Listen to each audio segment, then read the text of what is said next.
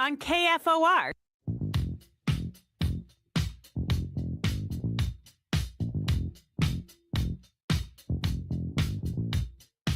Good morning, Lincoln, Nebraska. Happy Victory Monday. Welcome to the Morning Hookup.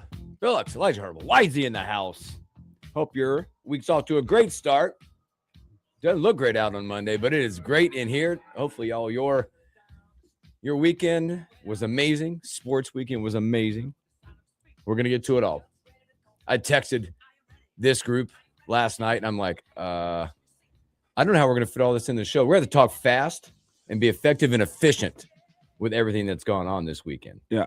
Hooksy, I saw you last night because the Average Joe Sports Show is doing a live show from Gate 25 last night. And I do have one thing to say is Hooksy said, let me grab you something. I said, bring me a beer in like 15, 20 minutes. That'd be great. Hooksy never. I had to get out of there. My wife knew where I was. I remember that. My wife knew where I was. She's like, it is Sunday and we have one of our kids down here with us. We can go home and finish this off. So we got out. She makes a good point. She keeps me where I need to be. Yeah. So we could go home and be effective. No, but I did right before we started the show. I go, my bad. Wonder if Hooksy's bringing me that beer. My bad. I was in full intention as I was sitting there, and I didn't even order myself for another one. No, but we had plans to go like an hour-long show. We went almost 2 hours last night just because playoff, Nebraska over Creighton, bowl destination. You have a new offensive line coach.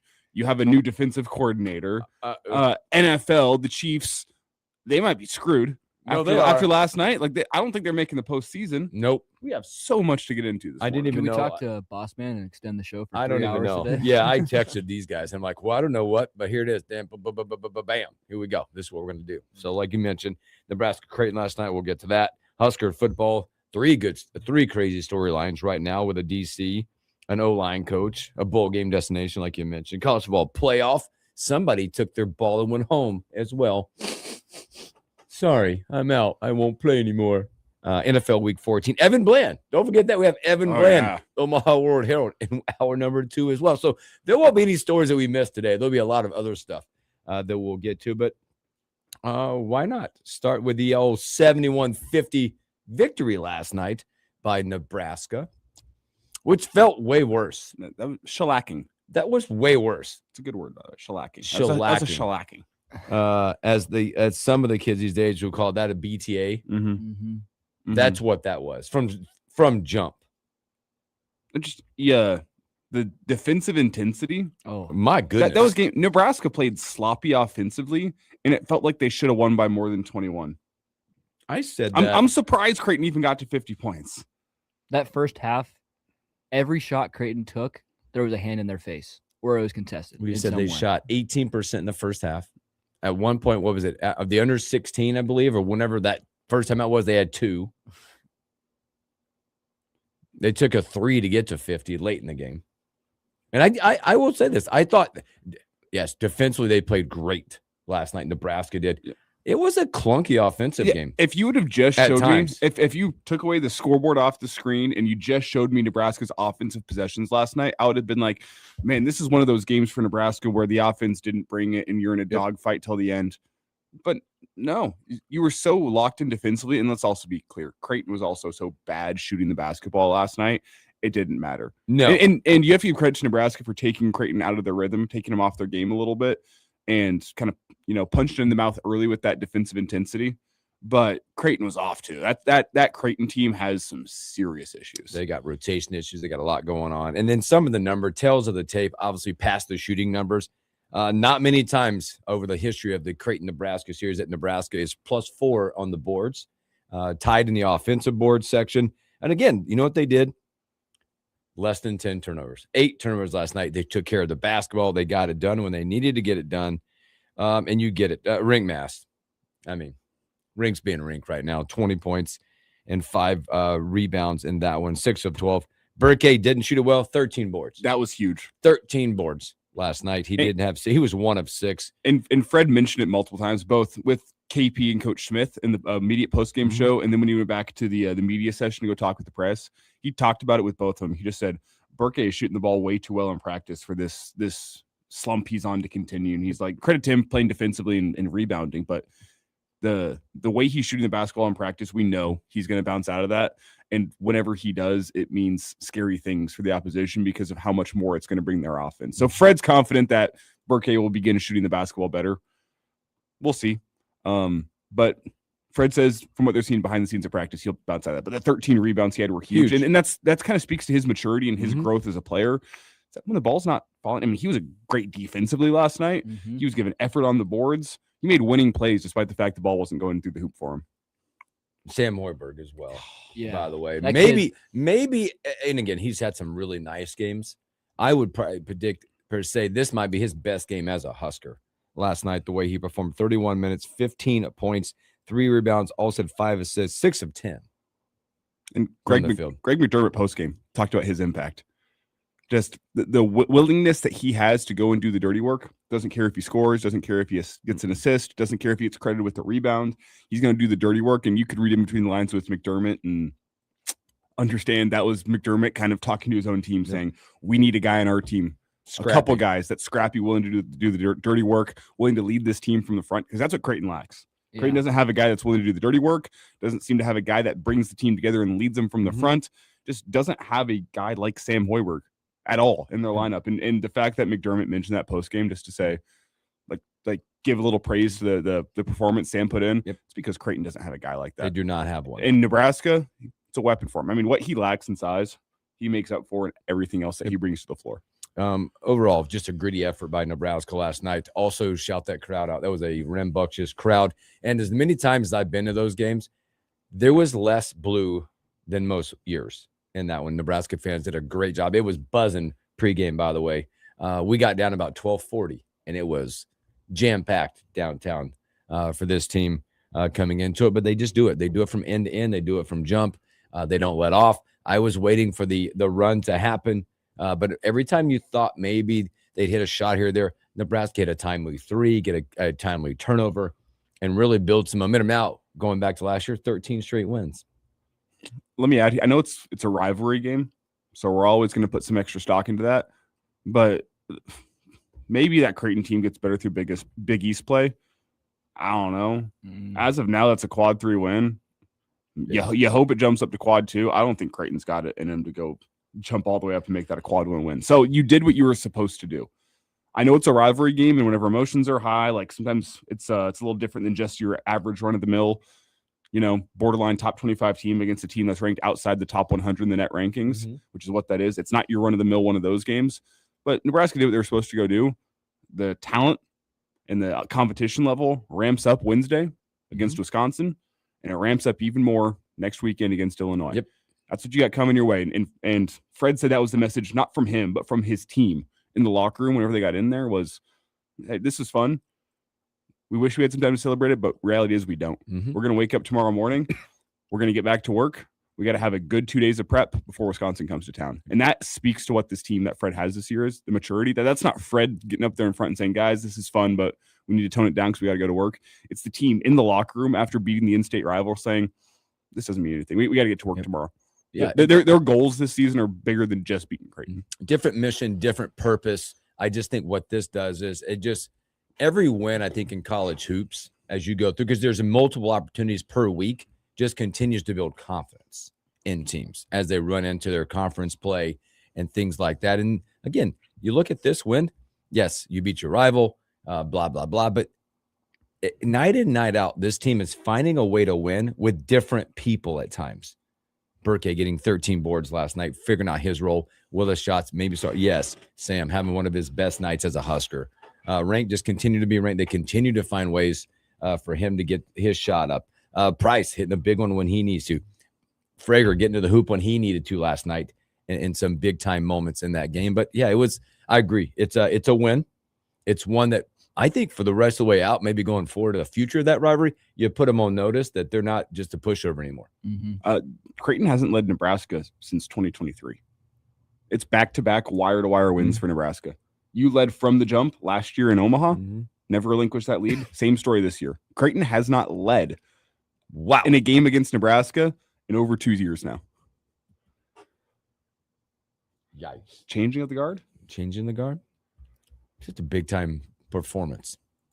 That was a stat last night that we finished up our I show, did and not I saw that on realize Twitter. that wire to wire. Wow. In back-to-back seasons. Last year's game felt closer, but you still led wire to wire. Let that sink in a little bit for you, Husker fans. And now the men's basketball team, the women's basketball team, and volleyball are a combined 50-0. We're an everything school, guys. Think The about jack of all trades is good in I there. mentioned this last night, and I'll say it again. Think about all of the sports at Nebraska. Men's basketball, undefeated. Women's basketball, undefeated. Wrestling's having a great season so far. Looks like they're going to be potentially national title contenders by the end of the season. Yep. Volleyball is absolutely a national title contender. You have softball with Jordy Ball. They made a run to a super regional last year. You know that they have their eyes on a women's college World Series. The baseball team. Well, they're back-to-back Big Ten tournament champs. Exactly. And then you have your football team. Didn't you have your football team? I love that. There's a lot of momentum in athletics at Nebraska right now. Hopefully football can change that up. Imagine if you're just an athlete at Nebraska and you're looking over at the training table like, oh, Yeah. Oh, those are the winners. Mm. Those are those winning. look at all those teams winning. That'd be nice. That'd be nice. Speaking of volleyball, by the way, again, they get it done this weekend as well. Over the weekend, Long Island, pretty easy button. K-State gave them a challenge. One of those nights where Nebraska did not have their best on the court. And still sweep. And still sweep. And they'll tell you that they were tested. That was a very highly contested match.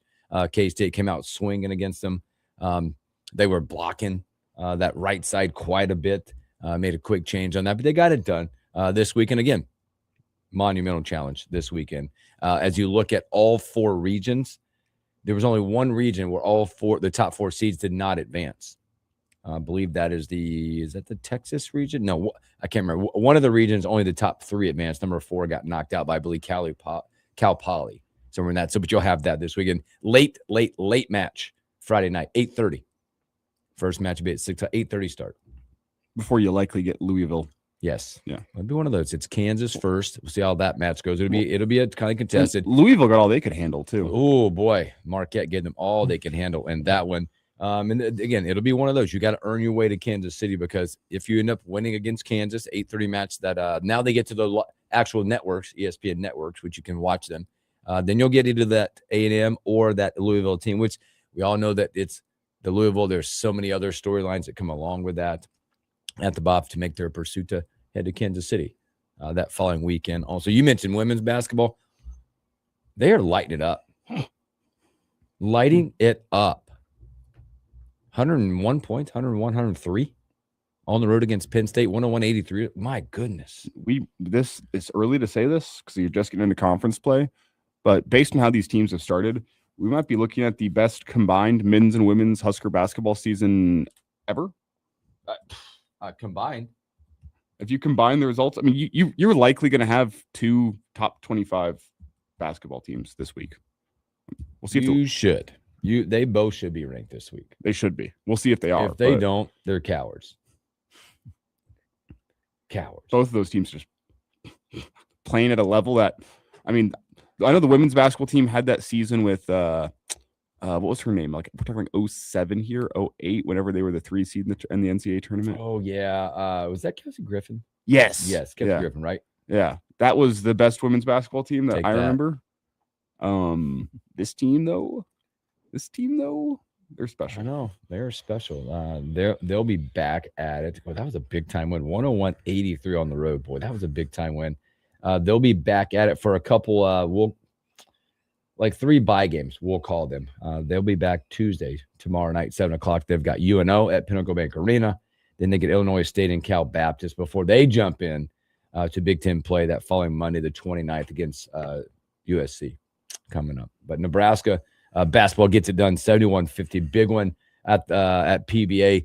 Wednesday night, they'll open up Big Ten play against Wisconsin coming up. It's good. It's a good test. That's to be a good test as they get ready for the couple of big ones coming up. Well, I talked last week, 2-1 in this 3-game stretch you'd be happy with.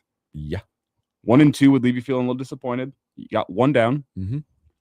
You have a good opportunity against a decent Wisconsin team on Wednesday. They're solid. They're beatable. And then, hey, get some momentum rolling at Illinois. That's a chance to put the country on notice. Yes. I think the country looked at the scoreline last night and went, man, Creighton, they're not very good, as opposed to, Nebraska, that team could be legit. This weekend is your chance to put the country on notice of, this isn't like a Creighton thing. This is a Nebraska thing. Nebraska's good. Speaking of being on notice, let's take our first. Well, wait a minute. I'll wait. We've got a caller coming in, but we will talk. Speaking of being on notice, Husker football. One, you got your bowl destination. You got your bowl opponent, which will leave everybody going, oh, no. They like to be tough and run the football as well. Another opponent, we'll talk about that. And then, boy, there was some pink slips handed out and some quick hires with Nebraska football. Let's talk about that and a whole lot more when we return.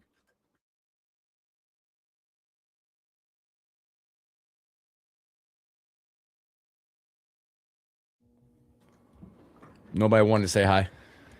Oh, we had a caller that just wanted to remind us that with all the sports doing good at Nebraska, don't forget the wrestling team, the bowling team, and the rifling team. Okay. I said wrestling. We got wrestling on there. Thank you for the...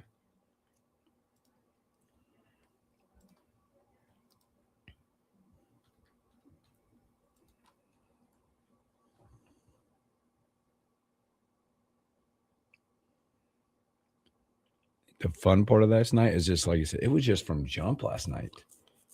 Yeah. Yeah. We just kept sitting there going, well, they're going to do this. Like, no. Because it was that like, I mean, here's how bad I thought they were. Like, how many shots during that game did you watch go off the side of the backboard or they just... Yikes. You're kind of waiting for Creighton to second half come around. Well, they can't shoot that bad for both halves. But at one point, you're like, yeah, they're bad. I looked over at my wife and friends. I'm like, they're bad. They're just bad. Like, I know the student section was chanting NIT last night, but oh, yeah. I didn't know if that's even in the cards. Yeah. And for as much money as they pay that roster, I can't believe how uninspired some of those performances were from some guys that they pay a lot of money to. I mean, you got to finish 500 to like get an NIT. I mean, how many times did you just see a guy from Creighton last night not move his feet defensively and get blown by Sam freaking Hoiberg? Yeah. Guys that are making over $1 million to go play basketball at Creighton, just not moving their feet. And here comes Sam Hoiberg on the blow by. Here comes Braden Frager on the blow by. You got to look at this thing going, okay, like where does Creighton fit inside the Big East?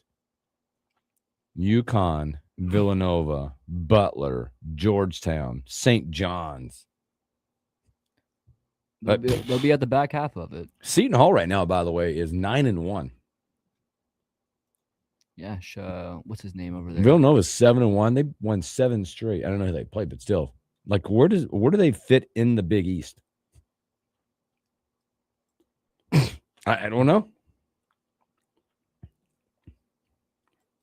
And with as much money as Creighton has spent on that roster, which there was a fake number going around last night. From what I understand, their number is somewhere around just under 10 million, I think. Yeah, it's not. They don't have Kentucky money problems. No, but I think but still $10 million is still a solid amount of money to pay your roster and to have that performance. Well, considering that's the case, and that's $4 million more than Nebraska. That's another team that's bad too, is Kentucky. Ooh. They paid to be bad. Yeah, did you see there was a pretty scathing article coming out last night. We're coming back here. Yeah, but let's go.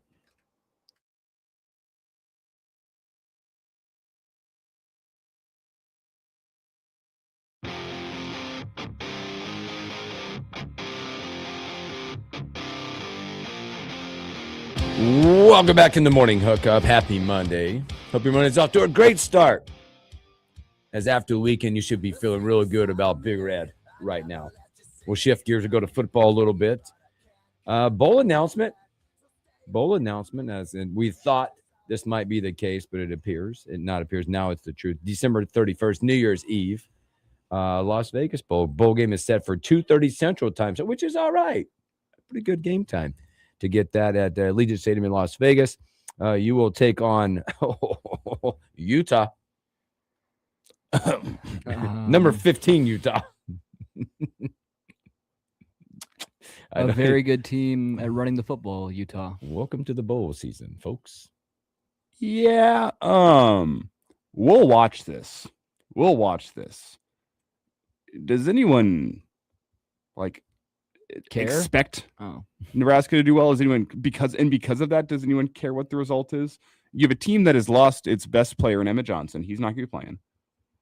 We'll see. I know with Jason McCullough making the NFL announcement, does he play? I would assume probably not. Rocco's not playing. Mm-hmm. Does a guy like Sierra Wright want to play? I don't know. And to be fair, with modern bowl season, like look at the Boston College team last year. All of their best players sat out from the bowl game, were either in the portal or planning to go off to the NFL. I know they had a couple seniors, but for the most part, the roster that you played in New York City last year was the team for Boston College that went 2-10 this year. Yep. So things have changed. Things are a little different in bowl season. I don't expect you will have a completely full strength Utah roster unless everyone's looking at Kyle Whittingham, who might be done, and saying, we're gonna go play one last one for the coach before he rides off into the sunset. Ooh. If that's the case, yuck. Ooh, man, this one might get really, really yucky. But in the modern era of college football, does anyone really care about the bowl game anymore? No. You saw a team in Notre Dame say, we don't want to play in your stupid Pop-Tarts bowl. We'll get into that in just a second. But yeah, I feel like this one is kind of like you're on death row. Yeah, you got your cigarette in your blindfold and you're just waiting for the firing squad. Yeah, you're like, oh gosh, it's like when you say, like when you're in trouble, you say, just wait till we get home. Yikes, your dad will be home soon. Whoa, it will be interesting. I think for Nebraska, ultimately, it's the opportunity to have bowl practices to help create some development, create some depth in what you're trying to do.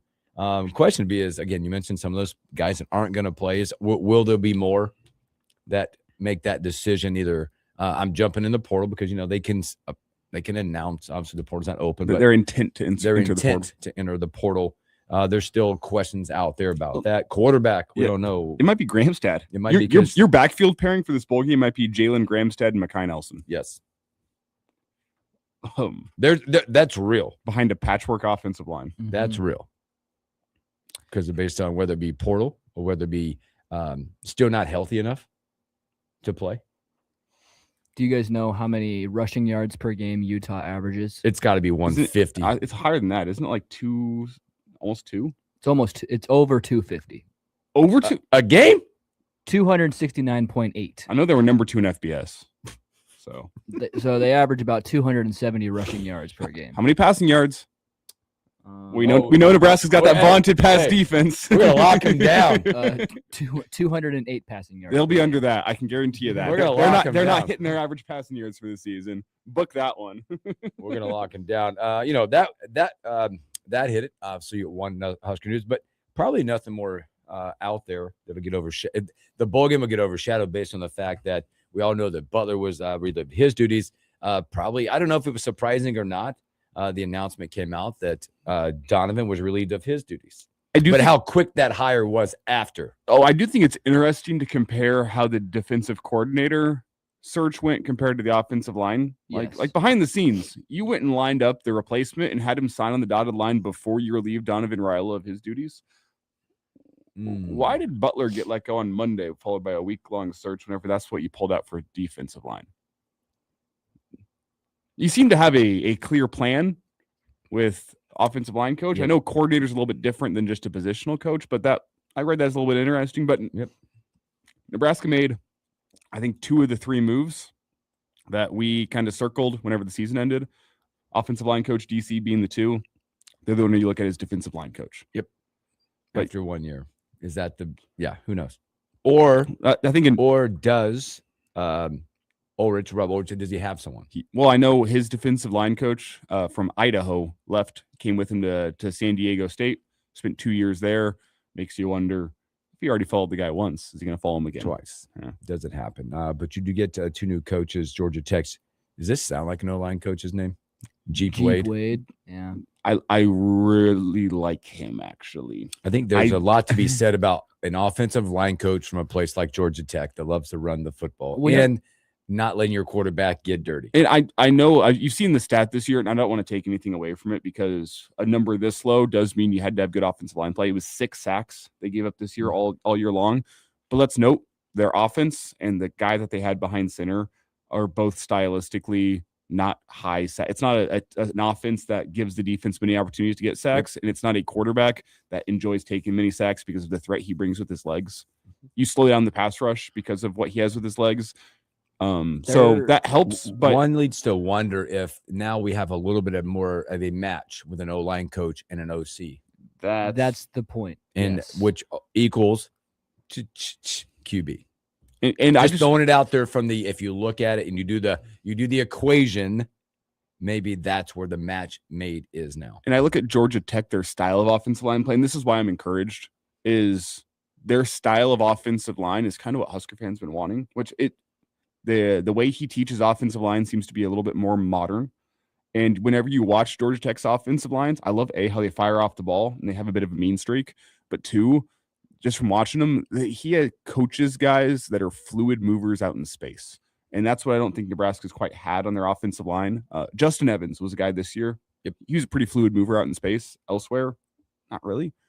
Georgia Tech's got guys that are athletes that seem to move well in space. And that's what, I mean, that part of that comes down to strength and conditioning as well. But I'm excited for an offensive line coach that has built offensive lines like that at Georgia Tech. I really like the Georgia Tech offensive lines. Mm-hmm. Good hire there. And you also look at DC, Rob Ulrich from San Diego. He'll make his way to Nebraska. Now, which one is, I forget, one of them is going to be at the bowl game. It's Wade. Yeah. So Wade gets 3 weeks to kind of evaluate what he has in his room before portal season. Arch is probably going to be doing similar, but he's not going to have an on-field role for the bowl game. Yep. He'll be kind of overseeing and I think evaluating, but not actually coaching. His defense, it's officially listed as a 4-2-5. Yep. Yeah. It's pretty multiple, though. I don't think it's all that different from what you've been doing. You look at San Diego State, and he ran a lot of sets this year with 2 down defensive linemen and then 2 guys with in 2-point stances. You're lined up at an even front compared to odds, so you're not playing 2 gaps, you're playing 1 gap. But for the most part, it's not all that different from what Nebraska's been running. It's just the trend right now in football. Yep. A 4-2-5 or 3-3-5 multiple defense has made things difficult on offenses. It's kind of just the way college football has moved, but it's not a complete stylistic shift from what you've been doing.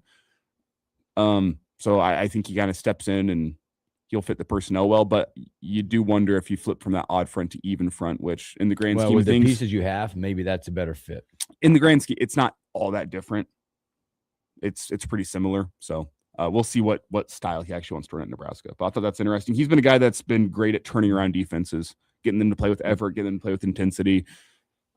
You like the hire on paper. The one thing you don't really know about with him is he hasn't really been anywhere long enough to the eye for talent. I don't know. I don't know what the talent evaluation is with him because it was, I think, 4 years at South Dakota where he was not coordinator. Coordinator Idaho, but only there 2 seasons. 2 seasons at San Diego State. He's done all right for himself in the portal. That's kind of the one doubt with him as an on-field coach. He's gotten his guys to play at a high level. You love to see that. One thing you do know is that Coach Rule did not waste any time with making some changes, getting it done. I think probably a little pressured to do that as you start moving to year 4, looking at this in a fresh new budget that you have to work with. Fresh start, fresh budget as they start making some moves as they get ready for the bowl game. Hooksy Wisey, can someone tell me the Chiefs record? We will later on. Yeah. It's a little. I don't have a computer, so for those in the stream, Sorry, I am hanging out here. He's here. We're down a webcam today.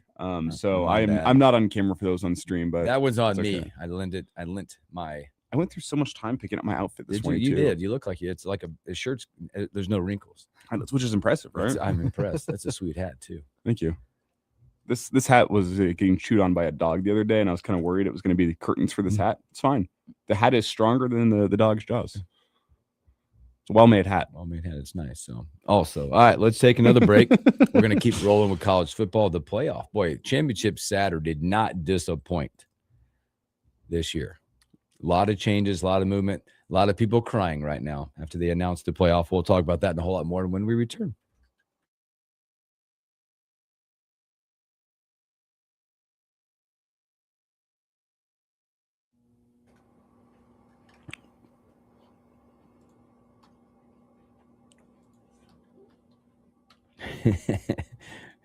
I'd bet Hooksy's G6 on the Utes. Yeah, I don't know what that line could even be.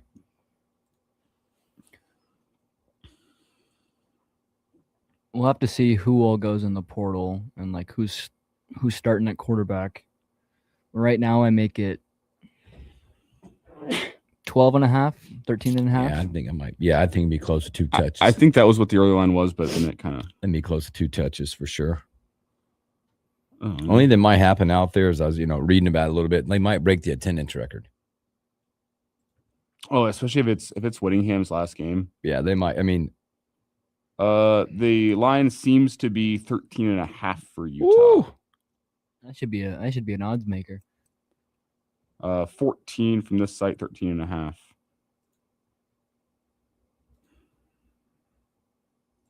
I don't know, man. I think I'd take Utah all the way up to like 19 points. Yeah, here's the deal. I'd take it up to 20.5. When it clicks to 21, then I'd go Huskers.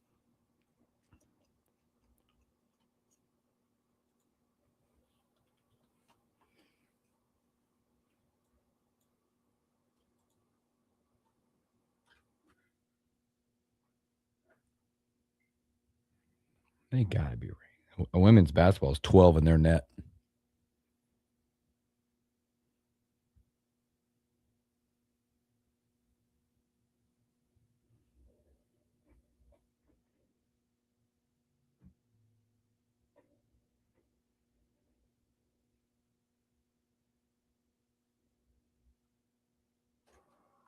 Yeah, there it is. I just saw 14.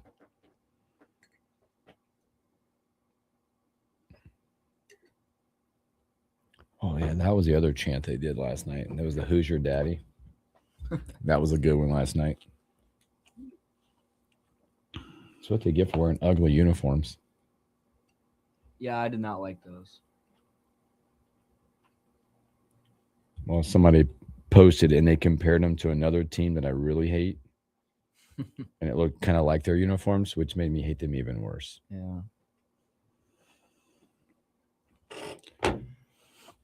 Yeah, whenever they rolled out in those, I went, those are fine jerseys for any game but the in-state rivalry. It was almost like they were like, I don't know. I think it was Amy Just who posted this last night. Nebraska v. Creighton should be Nebraska wearing red, Creighton wearing light blue. Yeah, that should have been. It should be color on color. Don't screw around. Don't wear the alternates. Don't wear the navy. Creighton's colors.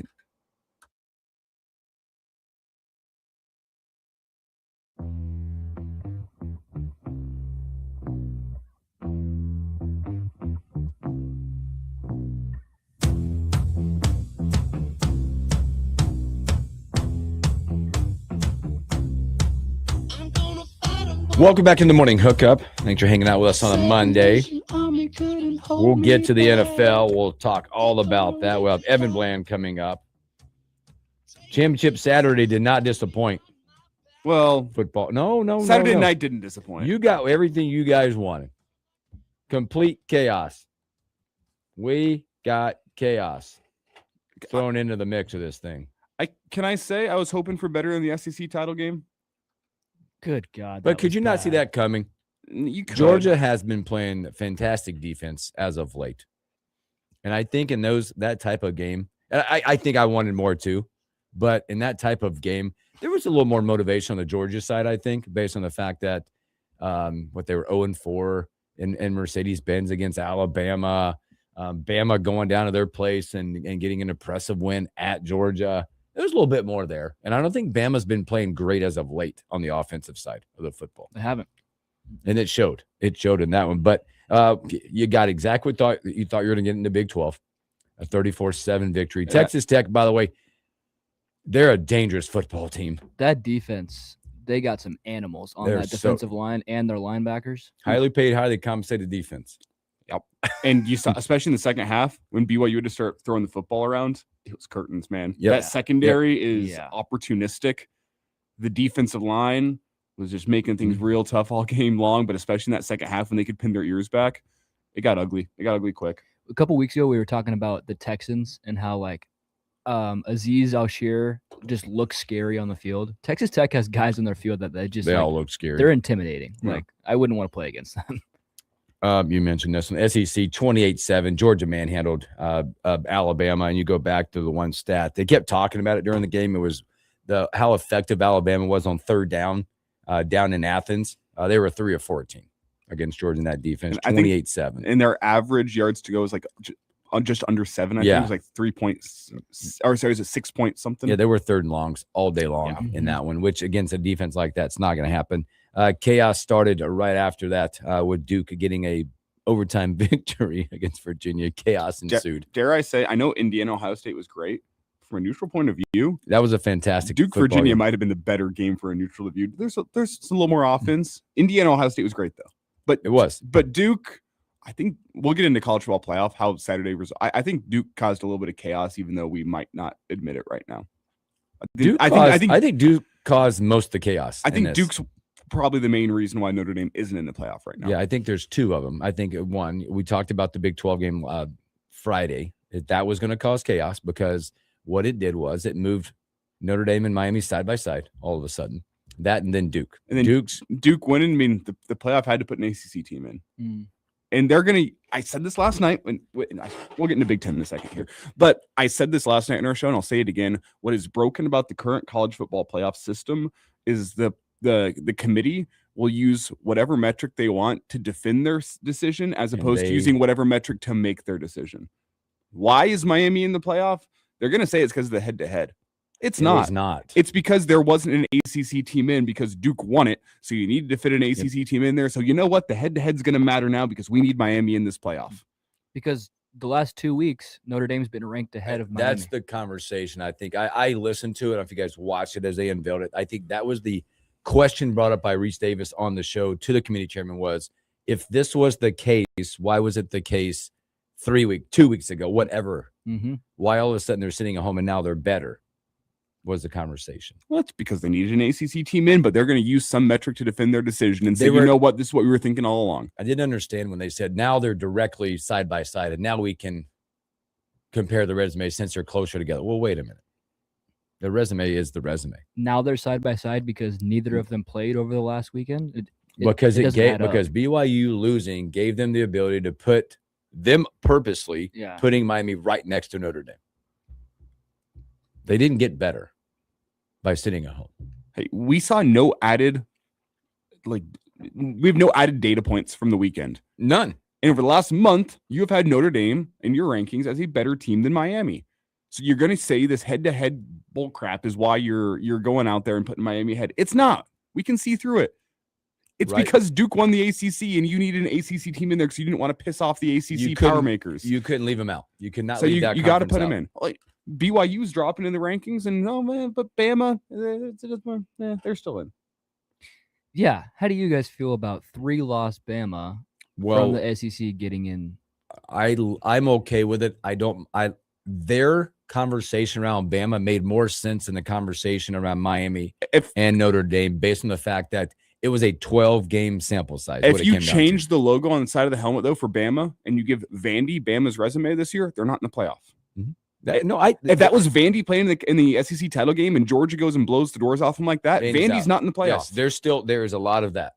There's a lot, but I just their explanation based on the 12-game sample size. Again, this is the problem with the committee is they're going to use whatever data point that they want to defend their decision as opposed to using the data point to make their decision. And I'm also here to There's only one way to fix this, and it's the Big 12's method of automatic qualifiers. Teams need to know preseason what they need to do to get into the college football playoff. If you're in the Big 10, go finish in the top 4. Let's have a play-in weekend on conference championship weekend because, let's be clear, to me, why Bama didn't get left out is because you can't screw over the conferences and have teams that go play in the conference title game get bounced from the playoff because of that result, or else teams are going to opt out of their conference title games. Absolutely. So the playoff had to put Bama in.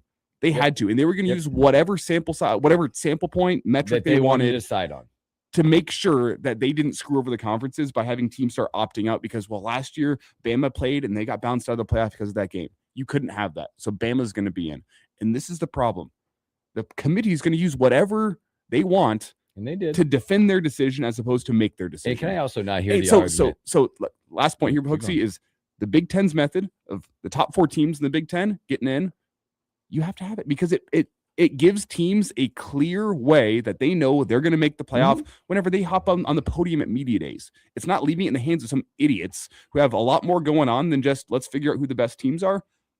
top 4 in the Big 10 make it, top 4 in the ACC make, or top 4 in the SEC make it, top 2 in the Big 12, top 2 in the ACC.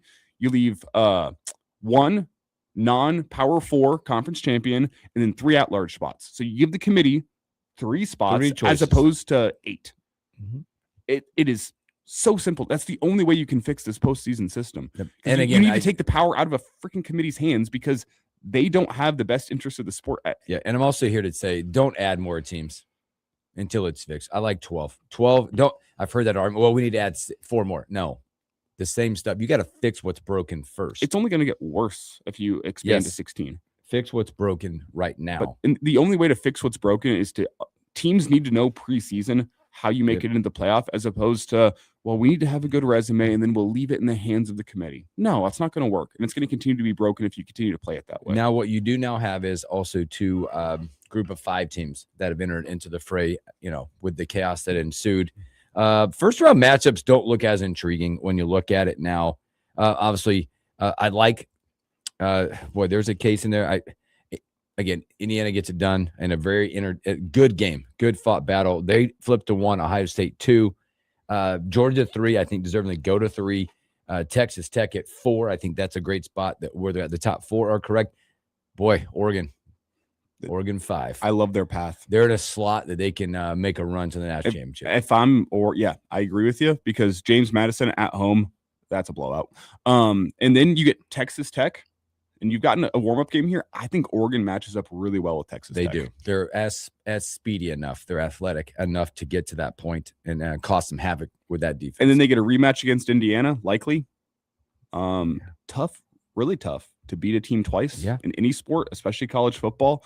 I love Oregon's path that they got. Well, I tell you what, the first round, that's probably the best first-round matchup, by the way. The 8-9, the Alabama-Oklahoma. Go back to Norman again.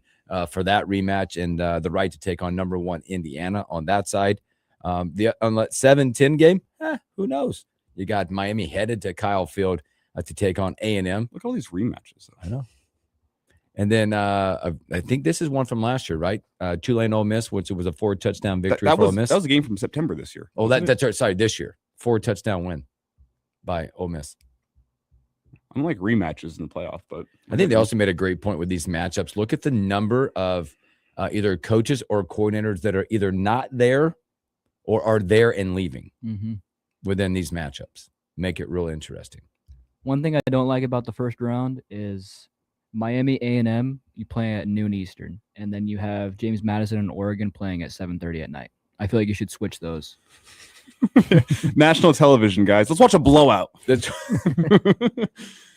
be fair, the first round was the average margin of victory last year in the playoffs, like 20 points in the first round. So you're going to expect more of the same. That's my big thing against going to 16 is you already have teams in this playoff that stand no chance at going and winning a national championship. James Madison and Tulane, hey, great story. You have no chance at winning a national championship. I don't think Ole Miss really has a chance at winning a national championship. Yeah. They have a chance at winning a game or 2. Winning a national championship, there's 4 teams. Probably 3 teams. 3 teams. 3 teams have a real shot at winning a national championship. Yep.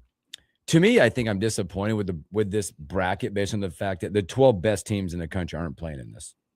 I think you're missing out. I think you're missing out with the 12 best teams. Bingo. Whoever those 12 are.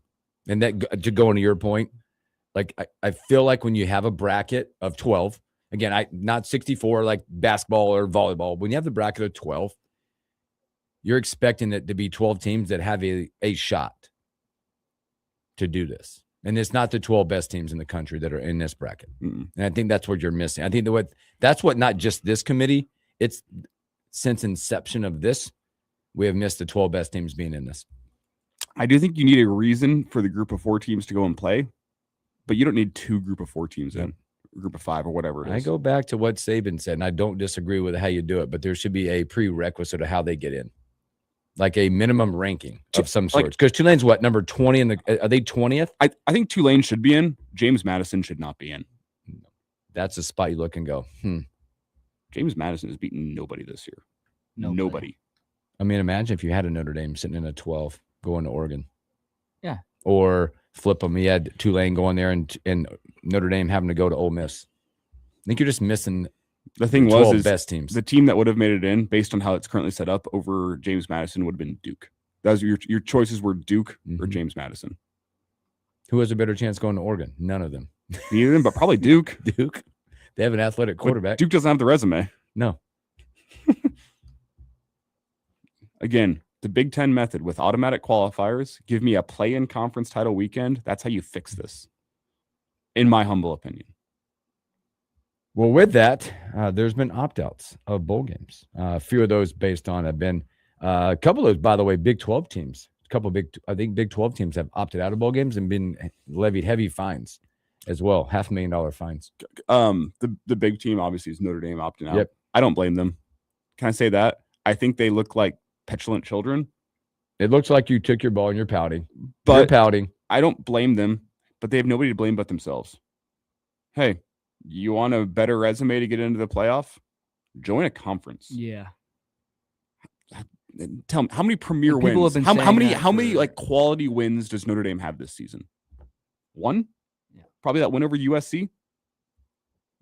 It's about They it. have no bad losses. That's a credit to them.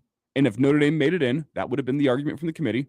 Well, they don't have any bad losses. And September was a long time ago, and we think they were playing some of the best football as of late. Again, the committee will make up whatever BS that they want to fit their agenda. But Notre Dame's got no one to blame but themselves. They didn't have enough quality opponents on their schedule in October and November to overcome their losses in September. Now, I don't blame the committee for using that. I think they were one of the 12 best teams in America. Yes. But Notre Dame's got no one to blame but themselves for not being in the playoff this year. I think that's the case for a lot of the teams when you look at it and go. They just don't have you don't have any argument. Notre Dame has no argument.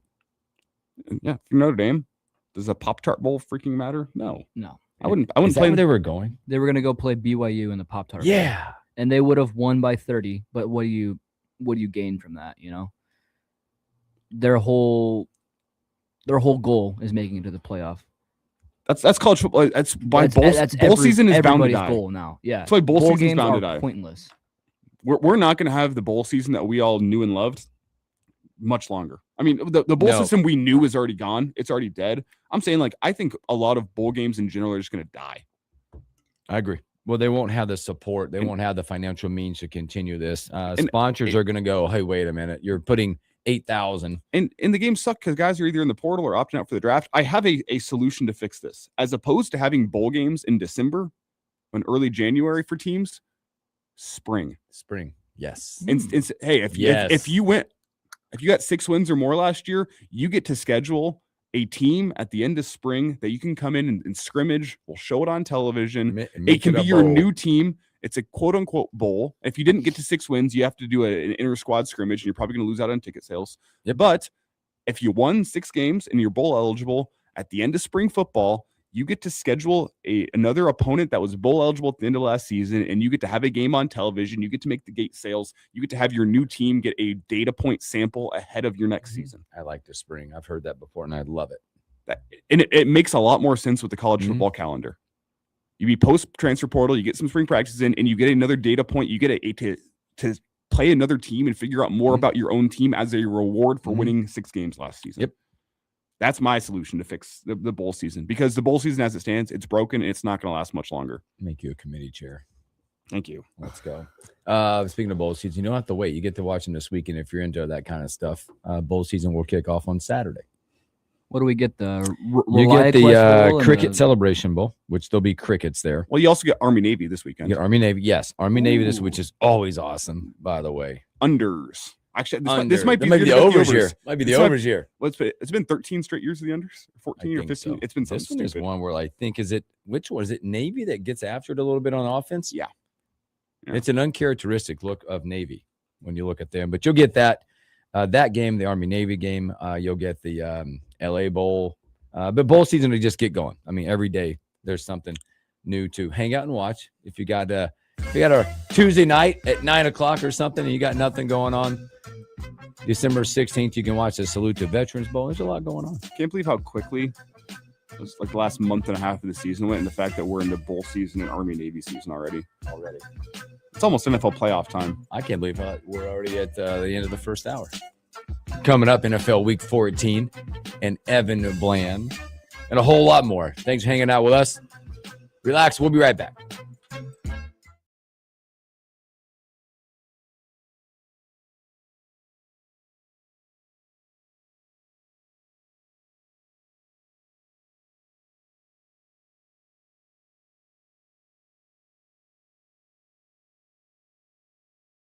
Ag Expo on December 9th through 11th, where agriculture meets innovation. From big iron and livestock production to the latest in ag tech and soil health, discover the solutions that can help you do more with less and protect your legacy for generations to come. Sponsored in part by Farm Credit Services of America and Ag Direct. If you've got trash, it's time to stop trash talking and clean up with MWC Can. MWC Can is your one-stop container shop for front load, rear load, side load, and self-dumping containers.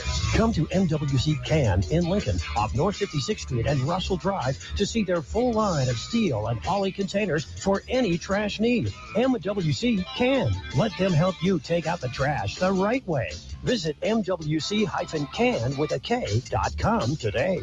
Welcome back to Winter Hack Radio, the place for clever hacks to survive the season. Icy driveway? Well, try spreading sand or birdseed to help with traction. Snowy puppy paws? Well, grab a whisk, brush it off, done. Catch COVID-19? Well, just get... Actually, there's no hack for COVID-19. But if you test positive, prescription medications for COVID exist. Ask your doctor if they're right for you. Visit PfizerForAll.com to learn more. Sponsored by Pfizer. I'm Andrew Saul, Commissioner of Social Security. Beware of telephone scammers pretending to be government employees. Real Social Security employees will never threaten you. Callers threatening you with arrest or other legal action and demanding money are not from us. If you receive a call like this, hang up. Do not provide them with any form of payment or information. Report the call at oig.ssa.gov. Steve Carper here to tell you about the softest, most stain-resistant carpet ever. True Soft from Stainmaster. Brand new at O Street Carpet, and it's so durable. We have it in stock, on sale, and ready to make your home beautiful for your holiday guests. You'll also find the best selection of wood floors, area rugs, ceramic tile, and vinyl. Think of us as O Street Carpet and Floor. We're locally owned, family owned, and always the best values. Remember O Street Carpet and Floor. O Street Carpet. 1732 O Street. We want to make you a customer for life. Did you know the holidays can look a lot different for the homeless? No carefully wrapped presents, no trees to trim, no dinner table surrounded by family and friends. All the things you and I look forward to. But it's possible to turn that around by helping the People's City Mission provide the homeless with a hearty meal, a warm bed, and a place that feels safe again. It's an opportunity to bring them home for the holidays. So please consider putting another gift under the tree this year. A gift that unwraps hope. Be Santa's helper this Christmas. Hi, it's Jill St. James. For over 75 years, KFOR's Operation Santa Claus has been delivering Christmas magic to Lincoln's less fortunate children. Because of your generosity, KFOR provides these children with a new gift or toy of their choice to open Christmas morning. Will you help us this year? Please donate online at KFORnow.com or mail it to KFOR at 3800 Cornhusker Highway, 68504. Thank you and happy holidays from KFOR. Why was the basketball court all wet? Because the players kept dribbling on it. The dad joke. Corny, grown-worthy, but also one of the simplest ways to share a moment with your kids. What did the buffalo say when he dropped his son off at school? Bye, son. So take a moment to make your kid laugh, because dad jokes rule. Make your kid laugh today. Go to fatherhood.gov. Brought to you by the U.S. Department of Health and Human Services and the Ad Council. Lincoln's local news, talk, sports, and weather station. FM 101.5, 1240 AM, KFOR, and KFRX HD3, Lincoln. From ABC News, I'm Sherry Preston. At the U.S. Supreme Court this morning, arguments for and against the President of the United States being allowed to fire the heads of independent agencies at will without cause. ABC national correspondent Stephen Portnoy is in Washington with more. The case has the court weighing whether to overturn a precedent dating to 1935. Back then, Franklin Roosevelt's attempt to fire a member of the Federal Trade Commission was rejected by the High Court, which said that Congress could require that there be cause for dismissal. Now, President Trump and his aides argue that view is unconstitutional, and they're counting on this conservative-leaning court to agree. Still no word from the Secretary of Defense on whether the full video of U.S. military strikes on suspected drug boats in the Caribbean, including the killing of survivors, will be released. Here's ABC News Chief Washington correspondent Mary Bruce. Democrats who have seen the video demanding it be made public. A source who has reviewed the footage tells ABC News that after the initial strike, the video shows the survivors clinging for their lives to the wreckage of the overturned boat, appearing incapacitated and waving to something overhead. Another source says roughly 40 minutes after that first attack, the military struck again, killing those survivors. President Trump this afternoon set to announce a $12 billion aid package for farmers hurt by the president's tariffs. Also, a powerful earthquake has struck off northern Japan. It triggered a tsunami alert. The waves have not been dangerous so far. Nominations for this year's Golden Globes are out. The most nominated movie. I need you, brother. Sensei, please. Courage, Bob. Courage. One battle after another, sentimental value close behind with 8. The nominations are coming on the same day that Paramount announced a hostile bid for Warner Brothers Discovery, challenging Netflix's $72 billion takeover deal announcement just last week. The Dow is down 244 points. You're listening to ABC News. Welcome back to Winter Hack Radio, the place for clever hacks to survive the season. Icy driveway? Well, try spreading sand or birdseed to help with traction. Snowy puppy paws? Well, grab a whisk, brush it off, done. Catch COVID-19? Well, just get... Actually, there's no hack for COVID-19. But if you test positive, prescription medications for COVID exist. Ask your doctor if they're right for you. Visit PfizerForAll.com to learn more. Sponsored by Pfizer. Now there's a new way to take charge of your blood sugar. Introducing New Garlic Healthy Blood Sugar Formula from the makers of the nation's best-selling garlic supplement. New Garlic helps maintain healthy blood sugar levels with clinically supported levels of garlic, plus a custom blend of vitamins and minerals, and it's odor-free. Take charge of your blood sugar with New Garlic Healthy Blood Sugar Formula.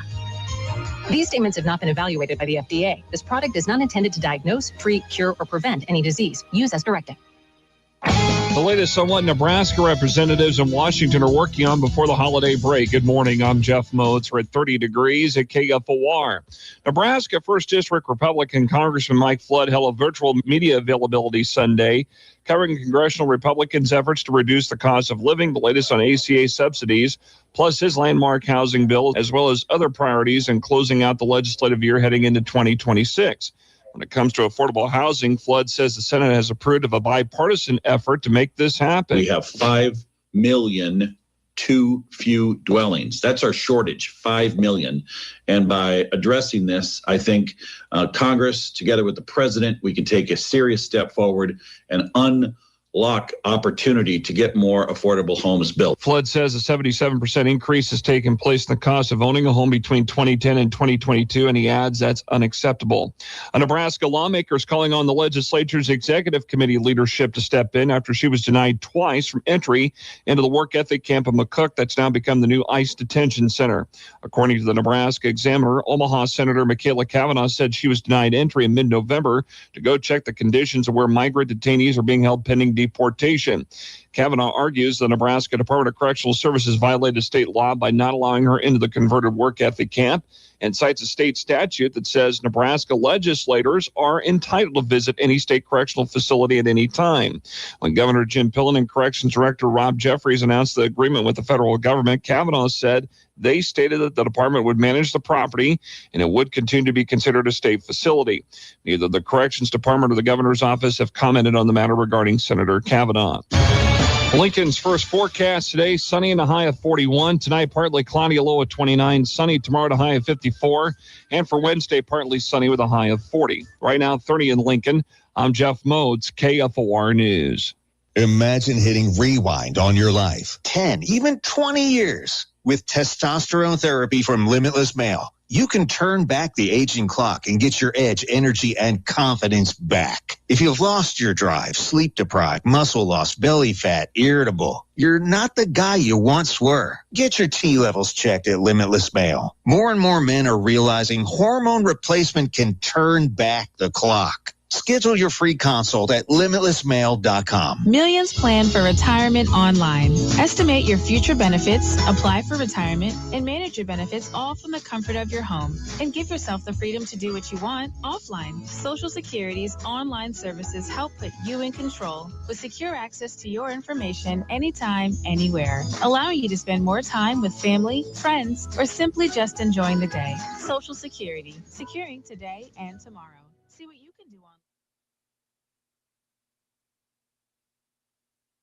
This is the Morning Hookup on KFOR.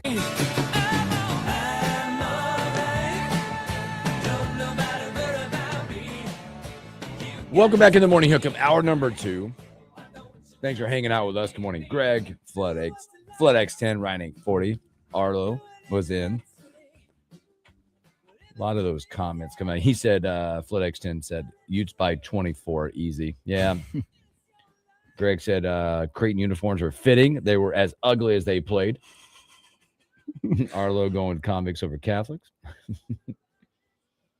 FloodX10 said, heard Notre Dame was scared to play my Lincoln Broncos. Well, anybody would be scared to play. And Greg, congrats. Greg is 15 days away from retirement. That's working days, though. Sounds nice. Congrats. What, 50 years? Yeah. We'll get there. We'll get there. I don't know. I don't dream of retirement. That's not me.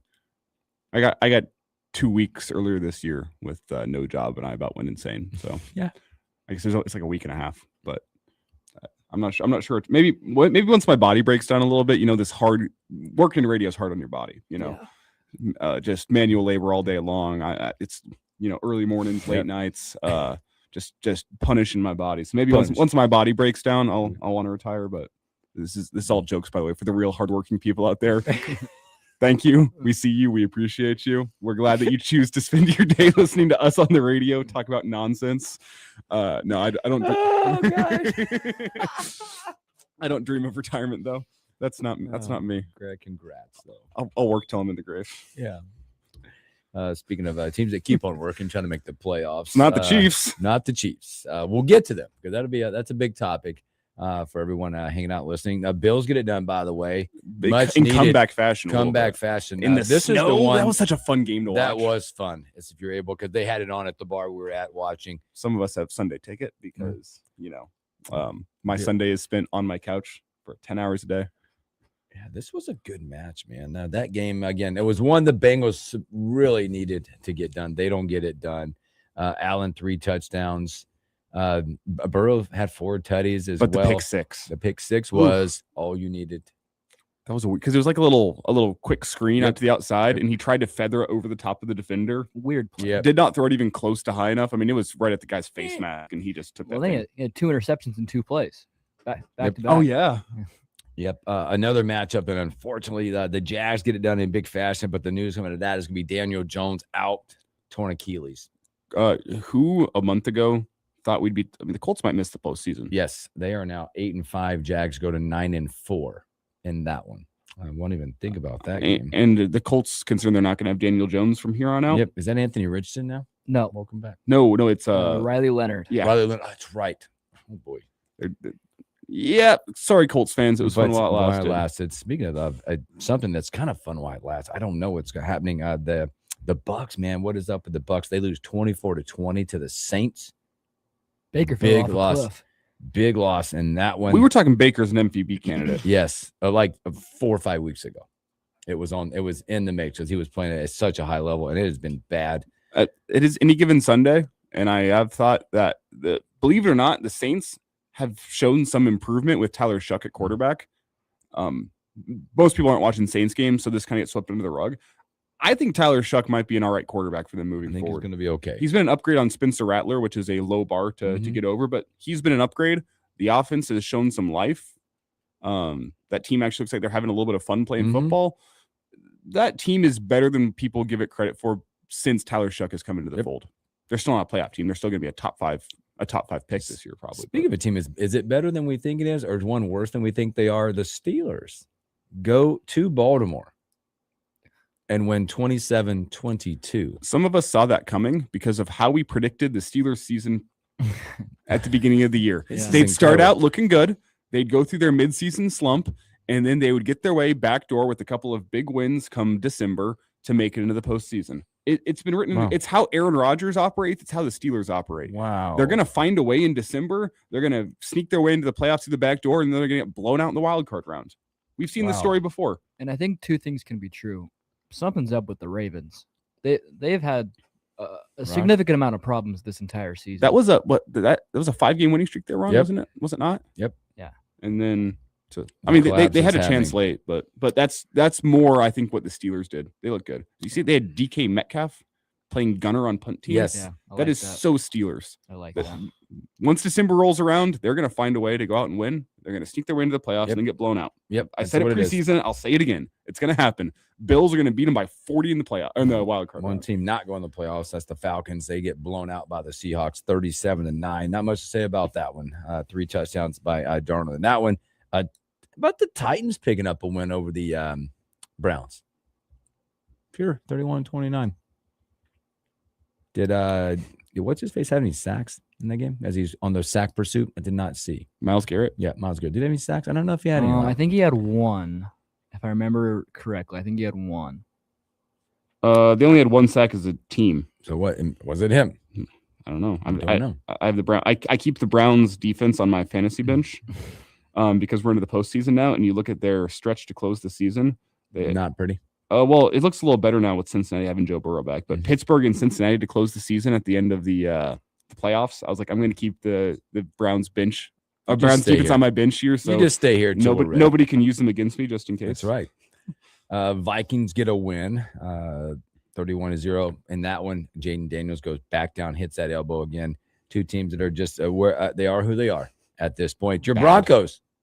They ain't going to get one. There's drama. Did you guys see the end of this Did not, game? but 24-17. I did not. This was not drama because the Raiders were close to winning it. That was a ho-hum performance from the Broncos, and they got it done. I think there was only like 5 drives from the Broncos that game, but they had some long drives. It was not as close as the final score to indicate that game. But the drama at the end was with Gardner Minshew in the game. Geno Smith left. Gardner Minshew was it Gardner Minshew? No, Kenny Pickett. Kenny Pickett, that's right. Sorry, I was thinking of the wrong old Raiders quarterback. Kenny Pickett in the game. Raiders have the ball down by 10, and they go deep with less than 10 seconds left. I think it was Trey Tucker who catches the football, and the Broncos defense holds him on the ground to try to have the clock run out just a little bit. They get called for a delay of game, which stops the clock with 4 seconds left. The Raiders down by 10, and let's note here, there's 2 important things. This game was 24-14, which means there was 38 total points. The total closed at 40. And the Broncos were 7.5-point favorites. What do the Raiders do as time expires? They kick a field goal to hit the overs and to cover the line. Why would you do that? Completely meaningless to the game. Completely meaningless because the clock expired on the field goal. Red flags everywhere. That is a big red flag. You hit the over and you covered the line. Why would you kick a field goal there? Red flags everywhere, folks. Mm-hmm. It makes no sense. No, that's just when you launch into the end zone. Try to get to 7. But instead, they cover the spread and the over is hit. FBI. Yes, I mean FBI. seriously. If you're investigating Chauncey Billups, we need to look at Pete Carroll. Yes, that's incredible. I did not know that. That will hit. If you watch Bad Beats every single week, that will hit Bad Beats because there was no reason for the Raiders to kick a field goal there. Wow. The delay of game wasn't necessarily a bad call. I don't think more to come on that. I don't think in that moment, if you're the refs, you need to make that call, though it was probably correct. But the decision to go and kick a field goal is eyebrow raising, to say the least. More to come on that. So if you had the Raiders in the overs, congrats. Miraculous win for you. You win. A couple other games before we look at the standings in the current playoff picture. Packers get a big win at home against the Bears, 28-21. Packers get to the top of that division now. Credit to the Bears. The Bears aren't as bad as I want to make them out. Early in the second half, I thought the Packers were going to coast to that victory. Bears gave it a good fight, and they had a chance late. It was the late interception. Caleb Williams threw it right to his intended target, which was probably a defensive back. And the Packers escaped that one with a win, but credit to the Bears for fighting to the bitter end, because I kind of wrote them off. Well, whenever I left my house to head downtown to go do our show last night, I was like, oh, well, the Packers are coasting to a victory. And then you look and I show up downtown and go, oh, it's a 7-point game and the Packers have the ball? Or sorry, the Bears have the ball? Oh. but they go to the top. The game that everybody locally will be looking at was Sunday Night Football last night, and that was the 20-10 victory of the Texans over the Chiefs at Arrowhead last night. 10-point fourth quarter. Chiefs shut out in the fourth. Actually shut out 3 of these 4 quarters. If you aren't convinced by now, I've been convinced for a couple weeks, but that has to be the game. The Chiefs are broken. Yeah. They're super broken. Yeah. And I told you this, and I'm not the biggest fan, and I think that, but we need to, I've always said, recognize greatness when you're like before you miss it. And I think Mahomes has been great.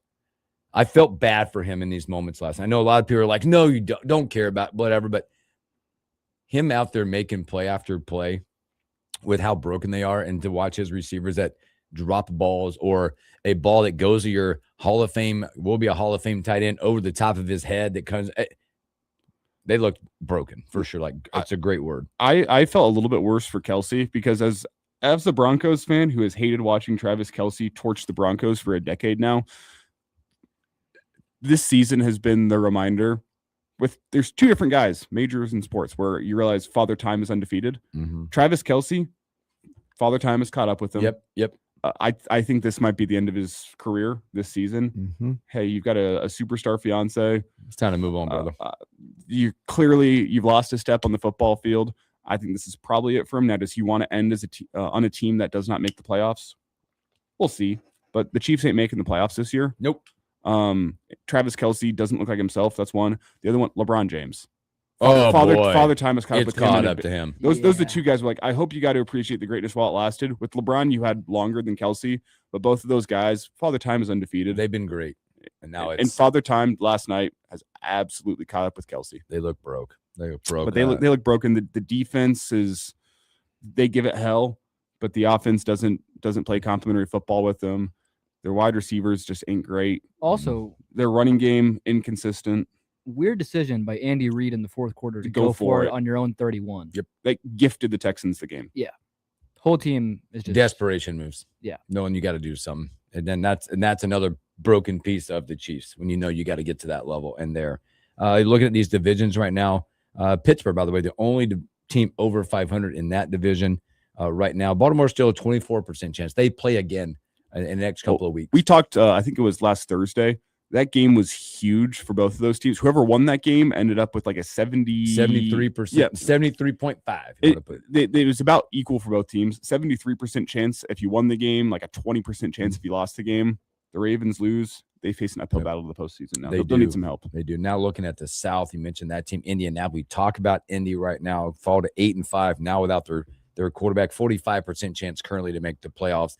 But the Houston win now makes them 8-5, 85% chance now to make the playoffs, which is a team that looked desperate early in this season. Jacksonville, crazy enough, they're 9-4 right now, 97% chance. Your Broncos sitting at the top, 11-2.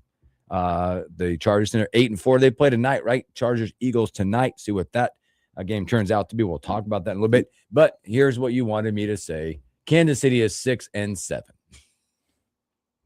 With now a 9% chance to make the playoffs. They would need to win out. The crew last night took you through the scenario. They would need to win out, and they would need some help from some wild card teams. I don't think they're doing that. See it. I don't see it. It's. We'll look at where they fall. And I believe the Patriots and the Broncos, their magic number is each. If they win next week, they have both clinched. Correct. Yeah. Right now we've Correct, got. Livey? Well, right now That you're seems right. 11-2 Broncos, the 8-4 Chargers. Because I think both the Patriots. Who's last in the wild card right now? I think Houston. I think so. Right now that would be. And the Broncos have a head-to-head over Houston, so maybe it's not the same for the Texans. The 7th spot is held by Houston right now at 8-5. I think for both the Broncos, I'm not sure about the Patriots because I know the Broncos have the head-to-head. I think it's either a Broncos win next week or a Texans loss next week guarantees them postseason. I think for the Broncos. You're probably right on the number. I am not 100% sure with the Patriots because they don't have a head-to-head against the Texans. But I believe that's the playoff scenario for the Broncos, so it's they're in. They're in. They're in. I think just races to watch throughout the rest. There aren't many left out there. I think the NFC North interesting, as you also got 3 teams right there. 9-3-1 Green Bay's in the top. 9-4 Chicago. 8-5 Detroit. They're still in that race, so we'll continue to watch that one. Tampa. I think this South, man, is going to be interesting now that the Bucks cannot pull away, but they're 7-6. Carolina's 7-6. They're still giving the Bucks 75% chance to make the playoffs. The Panthers 24%. And then you still got a 3-team race out in the West as well. Rams and Hawks are both 10-3. San Francisco 9-4. All those teams right now are giving almost a 9% chance of making the playoffs when you look at that from a standings perspective. I have a quick question here to put on your guys' radar before we get to Evan Bland. Yep. Next week, game of the weekend, I don't think it's questionable. It's Broncos-Packers. You have that in Denver next weekend? Well, you also got Patriots-Bills. I don't care about that one. Wow. Yeah, the early slot will give you Patriots-Bills. That one, I think a big game for the Ravens, by the way. They've got the Bengals in Cincinnati next week. Chargers-Chiefs, playing for not a whole lot. Maybe the Chargers can just put that wild card spot to bed for the Chiefs. But again, I think you're right. That's the 325 round matchup. Now, you've got Packers, Broncos. I don't know. Maybe throw in the Lions and Rams in that mix too. Broncos are tops of the AFC. Packers are right there. That's a fun game from a neutral. 2 of my roommates are Packers fans. Mm-hmm. I'm a Broncos fan. We had discussed going to the game. We had discussed driving to Denver for the game. I don't think it's going to work out, especially because ticket prices are freaking ridiculous. And what happens when you get good? I have a choice between seeing my Broncos against the Packers or buying my family Christmas presents. Which one's going to disappoint you more? Go opposite. Christmas gifts usually disappoint, so once you go to the game. So I'm thinking we can do something around the house. I just don't know. What do I order in food? Do I make some food? Do we go out to a local This has establishment? got to be an order in. Like I feel like when you're doing events like that, you don't go anywhere. No, because there's you want too full much focus going on on. the game. Yeah, you want like the camaraderie, the debate. You want to hear you want to hear it all, and then don't waste your time. Not saying waste your time. Don't spend a whole lot of time making a whole lot of stuff. Maybe you make the dips and chip stuff, and then you order. And then you bring in the stuff. That's not a bad idea. Because then you get caught managing. The other thought was it's going to be really cold next weekend. Is it a pot roast weekend? No. Oh, no, you could do. What? How about you incorporate a chili cook-off? Ooh. Well, no one in my house comes close to my That chili, doesn't matter. Just do it. Maybe they make a batch, you make a batch. Packers versus Broncos. Just a debate. There you go. Also, to go back to your point, do not waste your time next week on any kind of prime time. Thursday night football, terrible. Falcons, Bucks. Sunday night, Vikings, Cowboys, terrible. Monday night, Dolphins, Steelers, terrible. That's your. No one wanted to flex the Patriots. I don't know. Say, can we not flex unless that's any been of not these? has been not done yet. We're past the point of flexing here. Yes. So these games are locked in for this those are weekend. locked in. That's what your prime time games will be this week. You know what? Thanks, Roger Goodell. Packers Broncos. That's a Monday night game if I've ever seen one. How is that not Monday night kidding. football? You could make Patriots Broncos Sunday night. You could make Packers Broncos Monday night. What are we doing here? I don't know. It's terrible. It's terrible stuff. So, all right, let's take a break. Speaking of greatness, let's bring in our guy from the Mon Ward Herald, Evan Bland.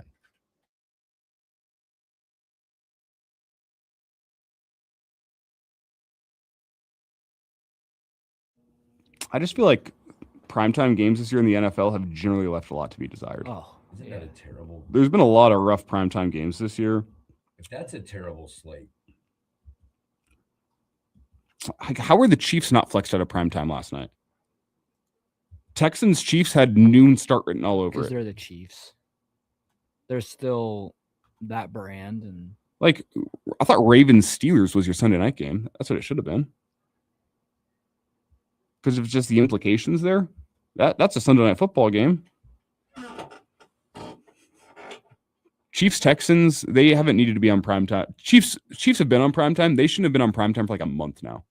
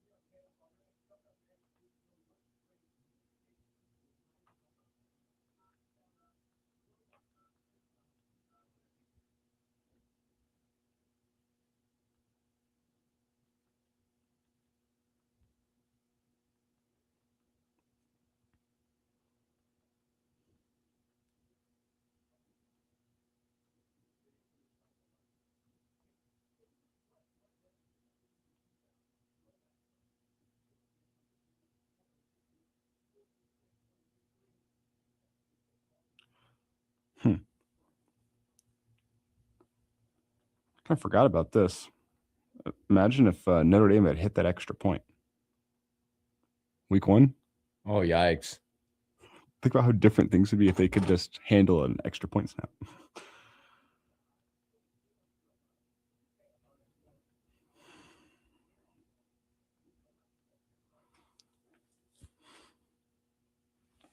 I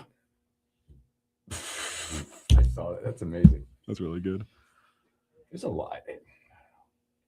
Optically, I think that. Yeah, Greg, that's what I'm talking about. Did you see what Sipple tweeted last night?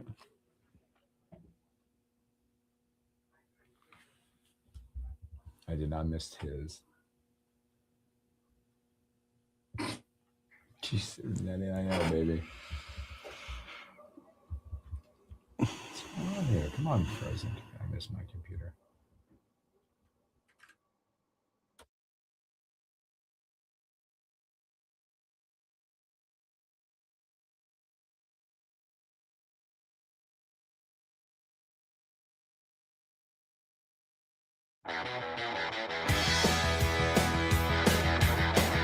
Welcome back in the morning hookup. Let's bring out our guy from Omaha, World Health, Evan Bland. Evan, happy Victory Monday.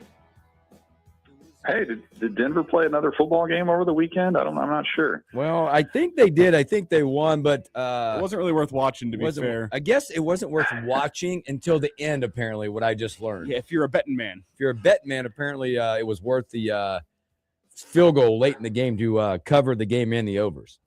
I did not look closely into why they did that, but that's something, man. That it, right in Las Vegas there, that I think that would get a lot of people's attention. It's just fishy. That's all it is. I'm not accusing anybody, but the FBI can look into it. Yeah. That's right. Chauncey Billups has an invite for you. I don't know if they strolled right over to the Aria on the other side of the interstate and cashed their ticket there. But, yeah, I'm not sure what happened. But a win's a win. We'll take it. Pete Carroll on that last drive is pulling up FanDuel. Yeah. Speaking of things that wins aren't typical wins, let's talk a little Nebraska basketball last night. Creighton comes to town. And Nebraska, again, end-to-end, wire-to-wire, gets a big-time victory against them. When you look at this game, I think more it's the optics, right? Because, again, we've got Big Ten play coming up. They'll have Big East play coming up. But give us kind of a thought of what you're seeing from, like, that win last night. Nebraska does it in front of a big-time crowd, as always. And then how Nebraska basketball wins at different ways at different times each time they take the floor.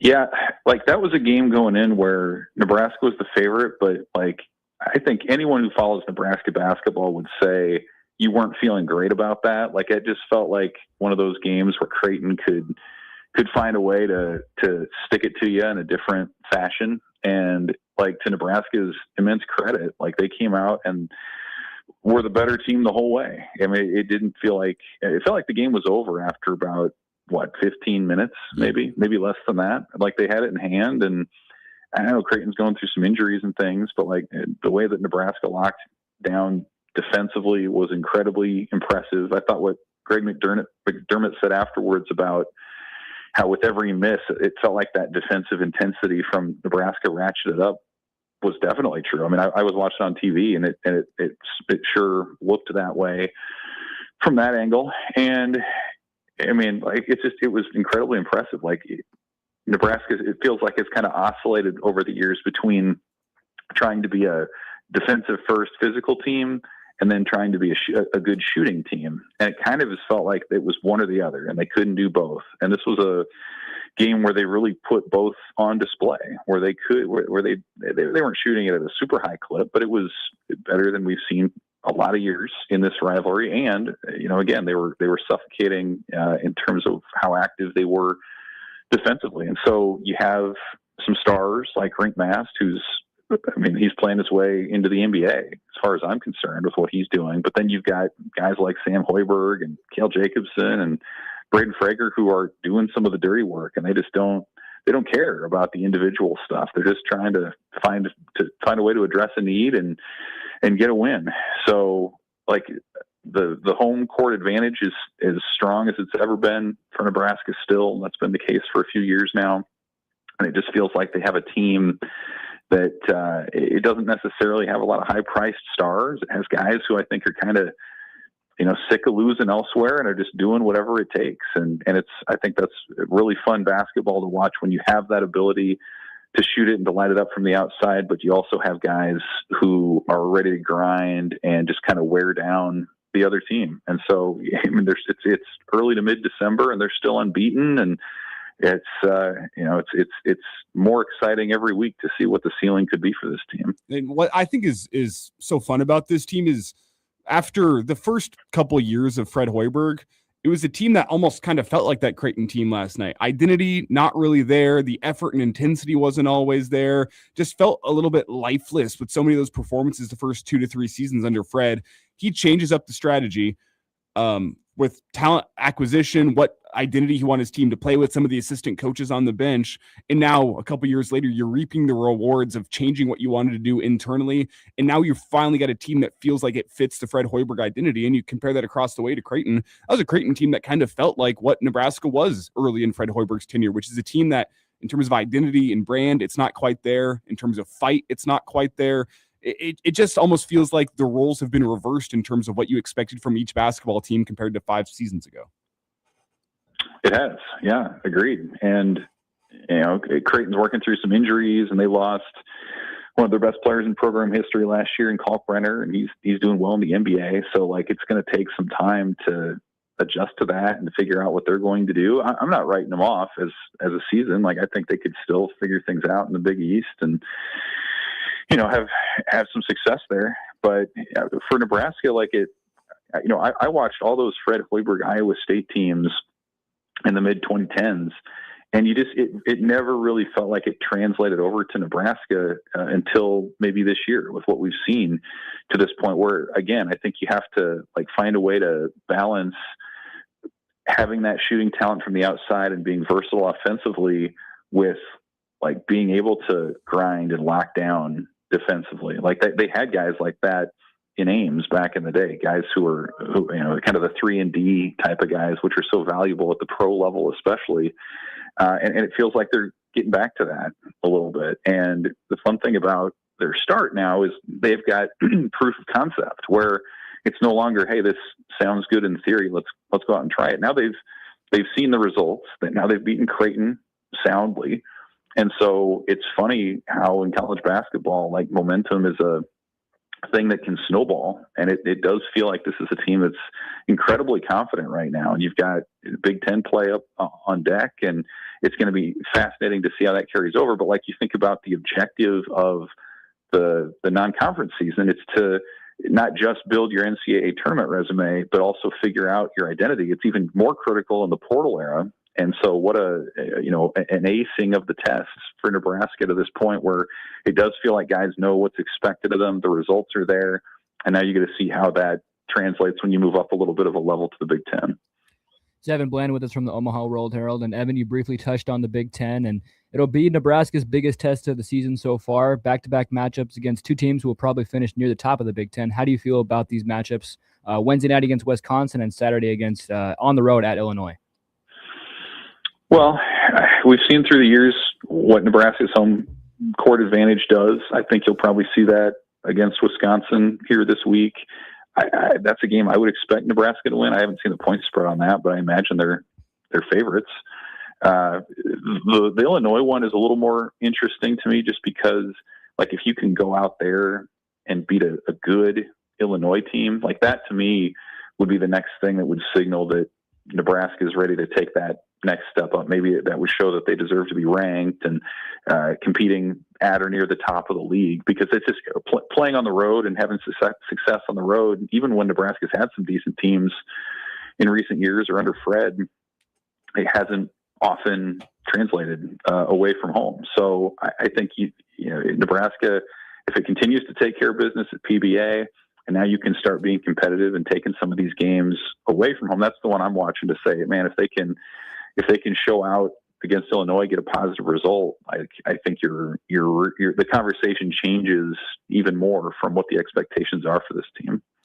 Evan Bland with us here from the Omaha World Herald. It's the morning hookup. And Evan, switch gears here and talk some Husker football. It was quite the saga over the weekend. We'll get to offensive line in just a second, but it was even a saga just with Nebraska's defensive coordinator, where Saturday morning we're all thinking Karras from Toledo is going to be the guy. Mm-hmm. He changes his mind. Maybe it's a weird situation. He's off to Syracuse. Nebraska moves quickly, and just over a day later, it's Karras from San Diego State who accepts a deal. He's going to be Nebraska's next defensive coordinator. Want your thoughts just on the saga, what happened behind the scenes, and what you think Karras can do as Nebraska's defensive coordinator? Yeah, quick turnaround for sure. I mean, you make a change, and Rule a week ago had said he thought it would be helpful, but not necessary for Nebraska to have a DC in place by the portal window, which opens in early January. So they beat that window by many weeks and found their guy. I think that's probably an encouraging sign. I think that's like his story is an interesting one. He was a hard-nosed linebacker at a Division II school in Minnesota, and was ready to get out of football, and came back and has climbed the ladder at places like South Dakota and Idaho. And then he turns around San Diego State in a couple of years. So I feel like his resume lines up pretty much with what Matt Rule said he was looking for in a DC last week, where you've got a guy who schematically isn't all that different, I think, from what Nebraska has done or wants to do, but who has had a lot of success in areas that Nebraska struggled. I mean, you look at his defense's ability to limit touchdowns in the red zone from opponent. That's he's doing that at a high level to stop the run. I think they were 16th in runs allowed per carry this past season, which obviously is something Nebraska struggled with. And then, being able to squeeze the most potential out of the guys that you have. That was, I think, the sharpest criticism from Rule was he said, I need a guy who's not going to blame the players and say that they're not good enough. We got to find a way to get the most out of them.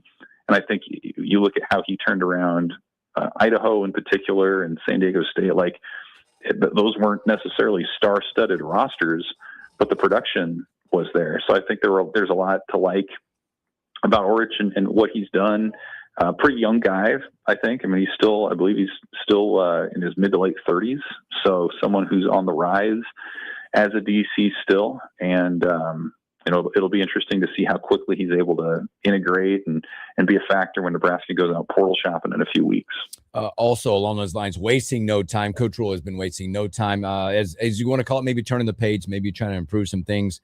You get word that Donovan has been relieved to his duties, but it was like moments later, you get the announcement that Jeep Wade, by the way, that is an offensive lineman's name, by the way, Jeep Wade, will be his replacement. Kind of talk about the optics of that. It seems like it was pretty quick, but also to me, you hear Georgia Tech, you hear their O-line coach, you look at what they've done over the history of their running attack and keeping their quarterback clean. Give me the ins and outs of Jeep Wade.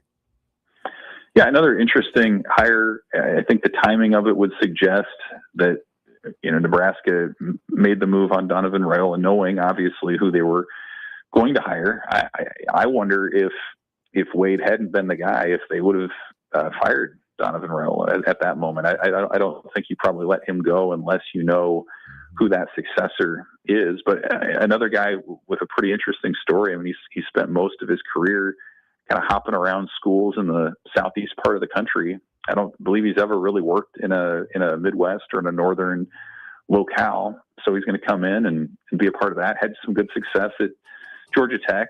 The sack numbers are impressive, but I think you also have to take into account Georgia Tech's offensive style. Like they have not been a drop back pro style attack necessarily. So it would be a different challenge at Nebraska than maybe what he's done. But, to me, like the next month with Jeep Wade is really fascinating because he's going to come in and be part of bowl practices.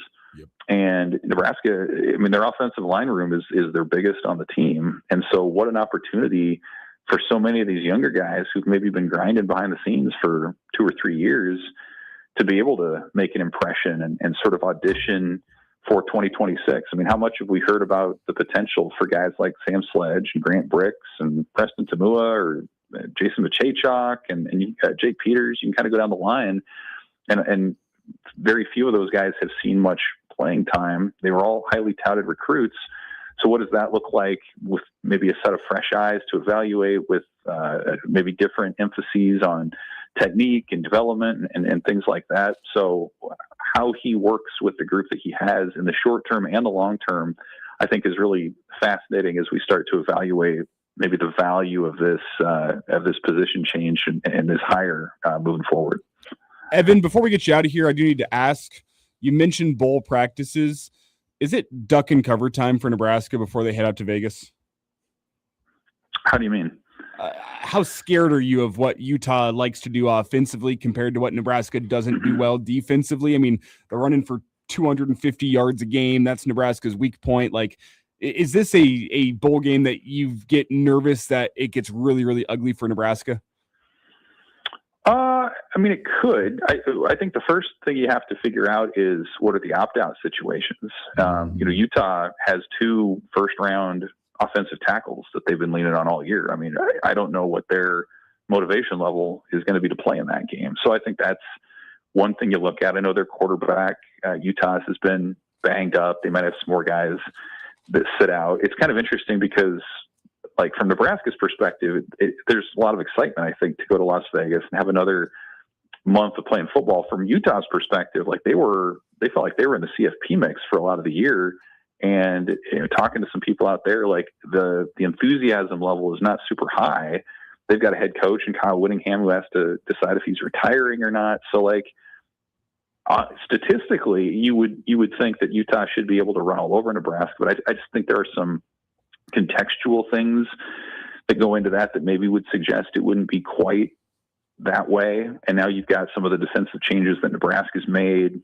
Matt Rule's talking about, moving some guys to some different spots. Like, you might see Keona Davis at defensive end instead of defensive tackle, which I think is kind of interesting. And you've got guys who are motivated to show that what happened against Penn State and Iowa isn't necessarily going to continue. So, I mean, I don't think it's a great matchup for Nebraska on paper, but I'll just be curious to see how some of the other pieces come together in that way. And there's a lot of motivation on Nebraska's side to show that they can stop the run. To beat a ranked team obviously would be meaningful for this program too. So I do think that sometimes in these bowl games, you do have to look more closely at what the headspace is for both programs coming in. I think in that regard, you like where Nebraska is probably relative to the Utes. Evan, one more before we get you out of here. I got a hypothetical matchup. You and Elijah are both Broncos fans. I'm a Patriots fan. How many points would the Patriots win by?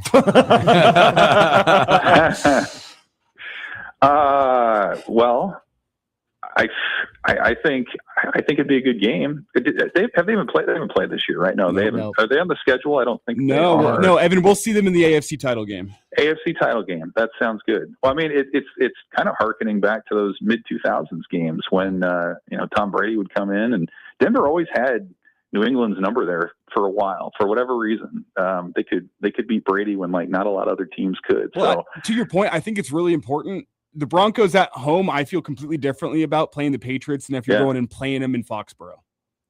Yeah, totally. I mean, the Mile High and the altitude and the crowd, like, it does make a difference. It's kind of 2 teams that are ahead of schedule too, from like what their track was like. Like, Denver was ahead of schedule last year. I think New England surprised a lot of people this year. So, I mean, that'd be great. I would love it if those teams met up in the AFC title game. I'm liking Denver's defense in that way. So I'm not saying New England's winning that game at all, man. I think Denver will find a way. You guys would have to find a way to hang out too, if that happened. Be great. A lot of fun. So, do it. All right. We'd come to blows, me and YZ for sure. Oh, yikes. They come back in the show on a Monday and it's just like black eyes on the stream.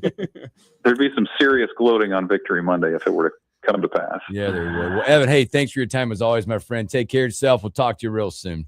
Thanks, guys. See ya. Evan Blam, the Omaha Ward Herald. Great stuff from him. It's that time. When we come back, it's bet pay up time. You guys should see Moats. We'll have you up here in a minute. We'll be right back.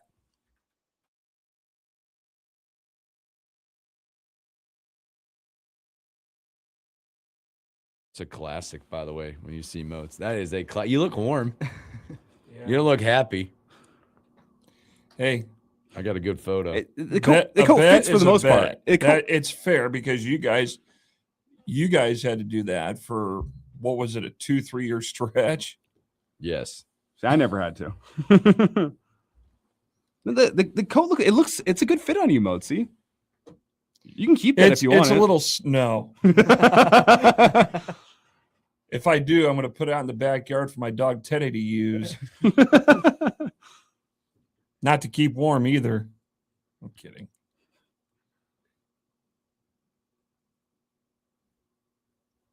I don't have headphones in. Oh, it's not plugged in, is it? Yeah, I can't hear anything. It's sitting behind the phone control. Here we go. Here we go. About that. There we go. Here we go. I can hear you guys.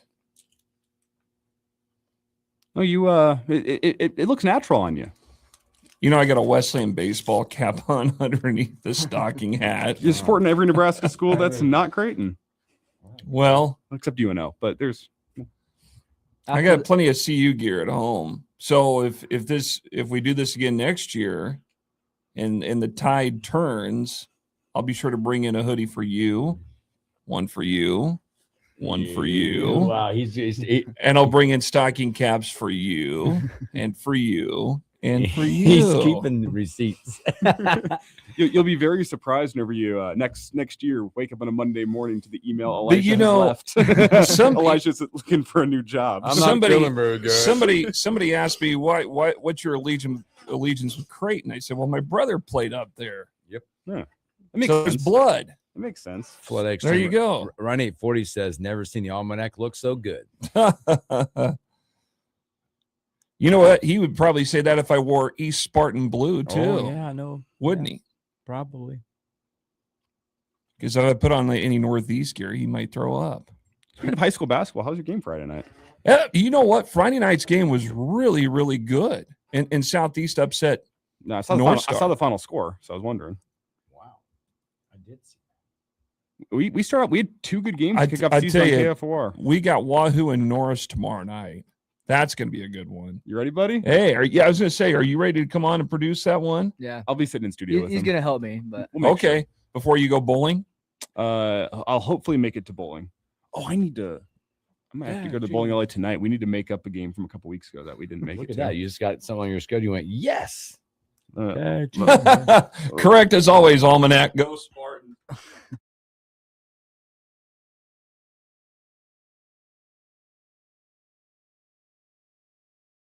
3, 2, 1, go! Welcome to the Red Kingdom. Yeah. Red Kingdom. Welcome to the Welcome back in the morning hookup. Special thanks to Evan Blam, the Omaha World Herald. I'm going to be 100% honest with you. I feel like Mozi right now. I can't stand this song either. I know, but I can't stand this song. It's appropriate. He's got another hat for you. I don't know if you want to look at this. I saw it was the St. Louis Cardinals one.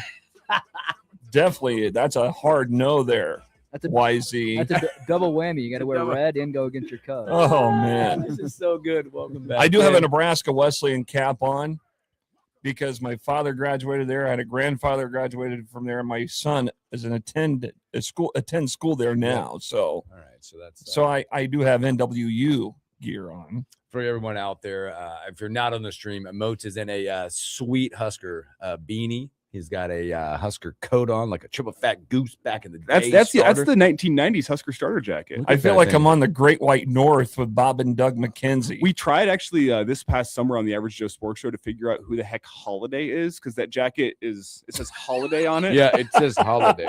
We have no idea who owned that jacket at some point in time. We put the call out to the listeners, and listeners were like trying to do some research for us. So you tell me you found this someplace? Yeah. Where? Got a guy in town. I got a guy. I know a guy. It's one of those deals. I know a guy. He specializes. He goes and like hits a whole bunch of thrift stores around the Midwest and finds old school Husker gear. You know what's amazing is that the starter like zipper thing. That's legit. Mm-hmm. I got a good deal on that thing too. That thing's probably worth decent money out there. The problem being is it's quite large on everybody.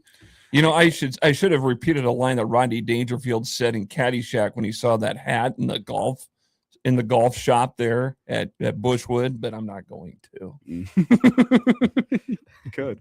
Because that might cause mass chaos. We're on a And delay. people will be showing up to 3,800 Cornhusker with torches and pigs. We're in a This delay. is You can good. say it and we'll just dump out the No. other thing. No. Yes, this is good. No, As you no, know- no. As you all know or have not heard, that we have a little standing fun bet that we hang out and do with Moats, and it's always with the Who Jays and the Huskers. And loser has a take on the color. You know of what's the winner. You know this what- year back to back now. By the way, but will you tell them the stat that I did not know? Creighton has not led Nebraska in basketball since 2023. I knew that. I did not know. Well, because 2 years ago when they came down to play in Lincoln, and Shireman lit Baylor up. Shireman just went off. Yes, he dropped like 28 points that day. Yeah, I mean he was hitting threes and he was kissing to the crowd and everything. You know, I still think I can't speak for him, but I still think he's a little bit burnt about not being looked at for football. Oh yeah. Because he was a very good quarterback out at Aurora. He really was. This was actually on Celtics social media. You might remember this. There was the Celtics social media team put up a graphic saying I think it was on Thanksgiving Day actually, like the starting lineup if our Celtics were playing football, and everyone in the comments, including Baylor, was like, "How am I not at quarterback here?" They put Jason Tatum at quarterback. And What? It's like that's ridiculous. No, And no. so- You got to put Shireman at quarterback. Shireman's high school highlights were actually going around NBA Twitter for a little bit with just the crazy stats he put up and highlights from the state title game and everything. He is one of the best quarterbacks that we've seen in this state in like the last 20 years, at least. Yeah. Seriously. So- he was a very good quarterback out there. The Celtics got called out for putting Jason Tatum at quarterback, rightfully so. But So let me say this, fellas. Did I tell you? You called this. Did I call it? You called I it. don't That's think just- I don't think anyone predicted that Creighton would only put up 50 points. Though. 50 points. I don't. Yeah, that's the one thing. You know, I'll tell you, there some of those kids that are in that program, they've been there the last 2 to 3 years, and they've been part of that success that they've had. And now they got to step up. And right now, the problem that they're facing is leadership on the floor. Who's your floor general going to be? Your inside presence is kind of questionable. I told Thu Malone this morning. I said, of all the big men that Nebraska's had in the past 20 years, Rank Mast, in my opinion, might be at the top. And here's why. He's got size. He can work down low. He's a good defender. He's physical, and he can step out and shoot the three. I mean, best since Piatkowski, maybe. Well, he was a forward, though. Eric Piatkowski was a not forward. a true center. He was 6'7", 6'8". I mean, he was a forward. I mean, that's normal for college basketball. But I mean, I'm taking Rink Mast over Jorge Brian Diaz. I'm Oh, taking him oh, over keep going. Alex You, March. you know, I told Thu that. I said he's better than March. Yeah. I think this all goes back to, and we've talked about this last week, about Fred and staff. One, they've learned, they have created an identity that now have a plug and play types of pieces that they can now go get because they can get them. We are forgetting one, Jordy Shimanga. Oh my God, he had an ability to make a layup and air ball. That's true. I loved watching. I him play. seen him one time do a left-handed layup and catch his rebound on the other side. Did you see? He was That's actually, a travel. You see, he was Yes. back. He was back. He was back in Lincoln for the Winthrop game. Yeah, Was? Because he ended up playing his last year at Winthrop, I believe.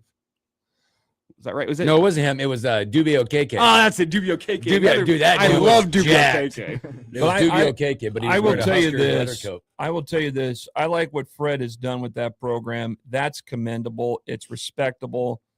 I think these two coaches, McDermott and Hoiberg in particular, they've built up respectful programs, in a state where it's been football crazy. And I think that's a lot to say.